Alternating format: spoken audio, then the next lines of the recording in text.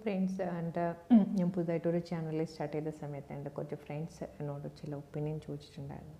ഒരു വർക്കിംഗ് വുമണിന് എങ്ങനെയാണ് ഒരു ഫാമിലി നോക്കാൻ പറ്റുക, കുട്ടികളുണ്ടാവും, ഹസ്ബൻഡ് ഉണ്ടാവും, ഫാമിലി ഉണ്ടാവും. അപ്പം എങ്ങനെയാണ് നമുക്കത് ഹാൻഡിൽ ചെയ്യാൻ പറ്റുക, അതിനെ പറ്റിയിട്ട് എന്തെങ്കിലും ഒരു ഒപ്പീനിയൻ ഉണ്ടെങ്കിൽ ഒന്ന് പറയുമോ എന്ന് എന്നോട് ചോദിച്ചായിരുന്നു. അപ്പം അതിലെനിക്ക് പ്രത്യേകിച്ച് ഒന്നും പറയാനില്ല. ആക്ച്വലി പ്രൈവറ്റ് ജോലിയാണെങ്കിലും ഗവൺമെൻറ് സെക്ടറിലുള്ള ജോലിയാണെങ്കിലും അതൊരാളുടെ ഇഷ്ടമാണ്. അതിൻ്റെ കൂടെ നമ്മുടെ ഫാമിലി മുന്നോട്ട് നമുക്കത് ടേക്ക് കെയർ ചെയ്യാൻ പറ്റുമെന്നുള്ള ഒരു സിറ്റുവേഷൻ വരുമ്പോൾ മാത്രം നമ്മൾ ഒരു ജോലിയിലേക്ക് നോക്കുക. അല്ലെങ്കിൽ ജോലിയുള്ളവരാണെങ്കിൽ ഈ കുട്ടികളൊക്കെ വരുന്ന സമയത്ത് കുട്ടികളെ ഹാൻഡിൽ ചെയ്യാൻ വേണ്ടിയിട്ട് ഫാമിലിയിൽ തന്നെ ഒരാളുണ്ടാകും. ഇപ്പോൾ ഒരുപാട് കഥകൾ കേൾക്കുന്നതാണ്. ഫാമിലിയിൽ തന്നെ ഒരു വിശ്വസ്തരായിട്ടുള്ള ആൾക്കാരുണ്ടെങ്കിൽ നമുക്കത് മുന്നോട്ട് കൊണ്ടുപോകാൻ പറ്റും.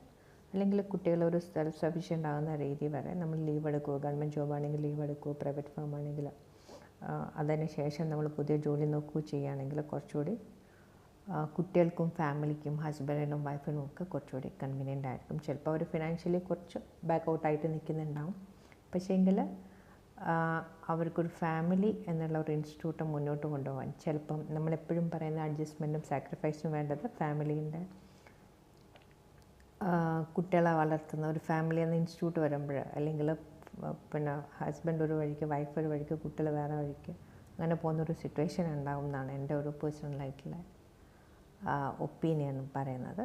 പിന്നെ പലർക്കും ഇതിൽ പലതരത്തിലുള്ള അഭിപ്രായങ്ങളും ഉണ്ടാവും. നമുക്ക് ജീവിക്കാൻ വേണ്ടി പൈസ വേണ്ടതെന്നൊക്കെ ഉണ്ടാവും. കുട്ടികളെ ഇൻഡിവിജ്വലായിട്ട് വളർത്താൻ നമ്മൾ ശ്രമിക്കേണ്ടതാണ്. അവരോട് പോസിറ്റീവായിട്ടുള്ള കാര്യങ്ങൾ അല്ലെങ്കിൽ റിയാലിറ്റി എപ്പോഴും പറഞ്ഞു കൊടുക്കുക. അവർ സ്വന്തമായിട്ട് വളർന്നോളും. അവർക്ക് സ്വന്തമായിട്ട് ബുദ്ധിയും ബോധങ്ങളൊക്കെ ഉണ്ട്. അപ്പം അവരോട് കാര്യങ്ങൾ കമ്മ്യൂണിക്കേറ്റ് ചെയ്ത് കൊടുക്കുക.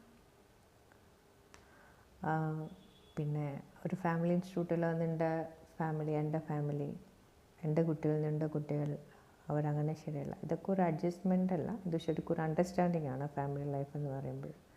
ഒരു ഫാമിലി ലൈഫ് വേണം, എനിക്ക് കുട്ടികൾ വേണം, അങ്ങനെയൊക്കെയുള്ളവർ മാത്രം ഈ ഒരു കാര്യത്തിലേക്ക് മുന്നോട്ട് പോകും. കുറച്ചുകൂടി മെച്യൂരിറ്റി നമ്മൾ കാണിക്കേണ്ടതാണ് ഫാമിലി ലൈഫിൽ. മെച്യൂർഡായിട്ടുള്ള ഡിസിഷൻസ് പലതും നമ്മൾ ഒന്നിച്ചെടുക്കേണ്ട സിറ്റുവേഷൻ വരുന്നതാണ്. അത് രണ്ടാൾക്കും ബുദ്ധിമുട്ടില്ലാത്ത രീതിയിൽ ഡിസിഷൻസ് എടുക്കാൻ പറ്റുന്നവർ മാത്രം വിവാഹത്തിലേക്ക് പോവുക. അല്ലെങ്കിൽ നമ്മൾ ആരെങ്കിലും അപ്പുറത്തെ വീട്ടിലെ ആൾക്കാർ ഇപ്പോഴത്തെ വീട്ടിലാർ കല്യാണം കഴിച്ചു, അതുകൊണ്ട് ഞാനും കൂടെ ഒന്ന് കല്യാണം കഴിച്ചേക്കാം, ഒരു കുടുംബം ഉണ്ടാവട്ടെ എന്ന് വിചാരിച്ചിട്ട്